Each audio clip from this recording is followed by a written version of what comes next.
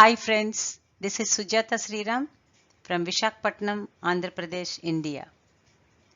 Today we are going to present a beautiful scenic visual trip to Udaipur, Jodhpur and chilling Mount Abu. It's a wonderful experience. Rajasthan in India is known for its fabulous forts. Our 6-day trip to Udaipur and Jodhpur forts is a memorable experience.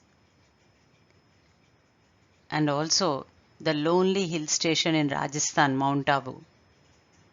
We visited these places during February 2020 and we took a taxi from Udaipur to cover all the remaining places.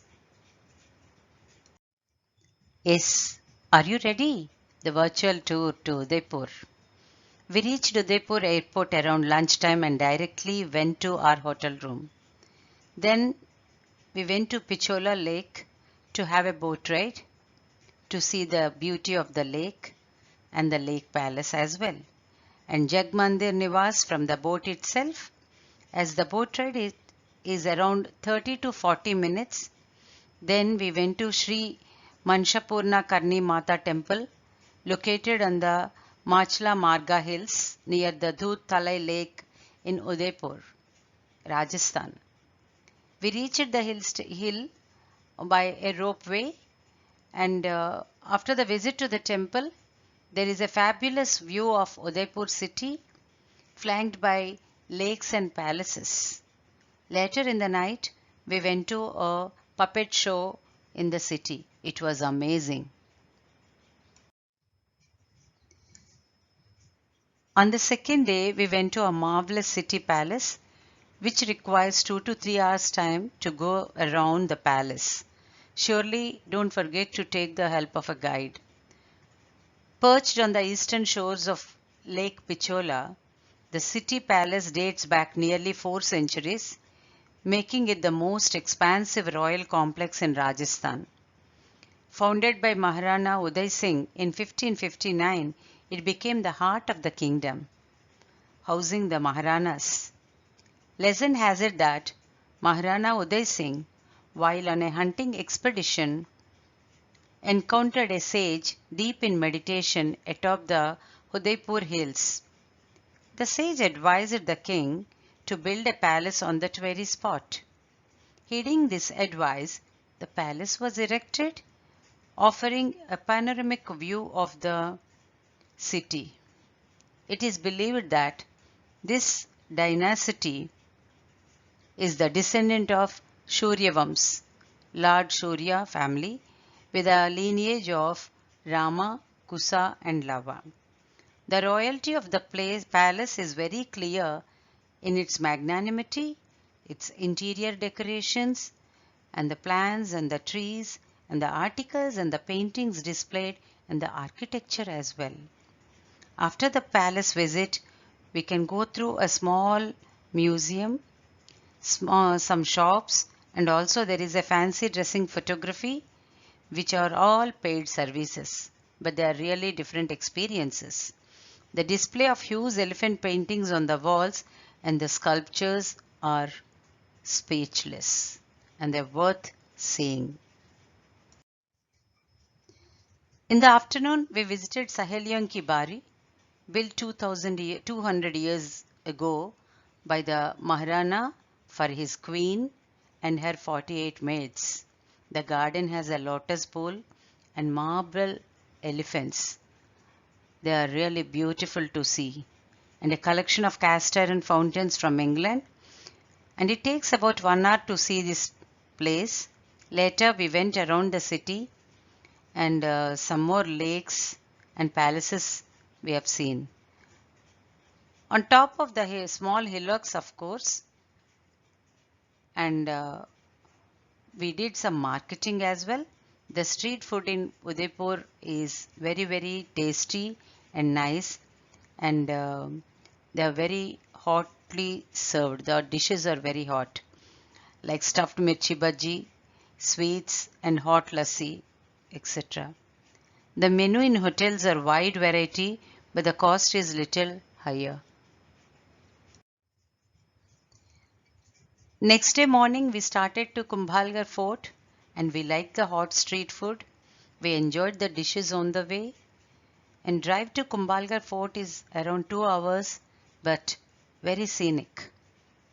Kumbhalgarh literally which means Kumbhal Fort, also known as the Great Wall of India, around 36 kilometers, is a Meva fortress on the westerly range of Aravalli mountain hills, about 48 kilometers from Rajasthan city in the Rajasthan district of the Rajasthan state. It is located about 84 kilometers from Udaipur. It is a World Heritage Site included in Hill Forts of Rajasthan. It was built during the 15th century by Rana Kumbha. The fort is also known to be the birthplace of Maharana Pratap Singh. It is a huge fort and requires 2 to 3 hours to visit the entire fort. At the foothill of the fort, there are some temples for Lord Ganesha, Charbhuja, Nilakant Mahadev, Mataji, Mamadev, Vedi and Jain temples with great architectural structures. By evening, we reached Mount Abu after about 90 minutes ride. We went on a boat ride on Nikki Lake, a temple and the market situated there. In the evening, we went to see the sunset point. Next day, we went to see the Toad Rock and Traverse Tank. Then we went to see the Brahmakumaris centers, which is a purely spiritual organization. Next day morning, we visited Mount Abu Mata temple, Dilwara Jain temple and Katyayani temple, Shaktipeeth, and some more temples situated there.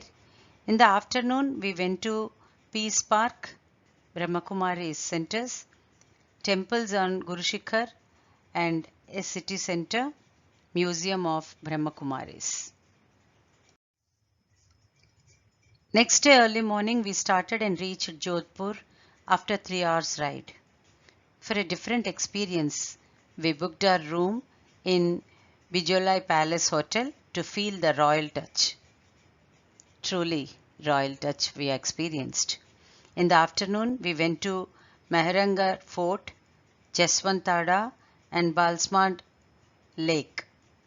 Altogether, it took 3 to 4 hours to visit all these places.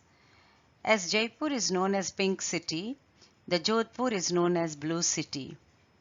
The mammoth Mehranga Fort was built by Rao Jodha, the founder of Jodhpur, in the year 1459 and sits atop hill 410 feet above the city.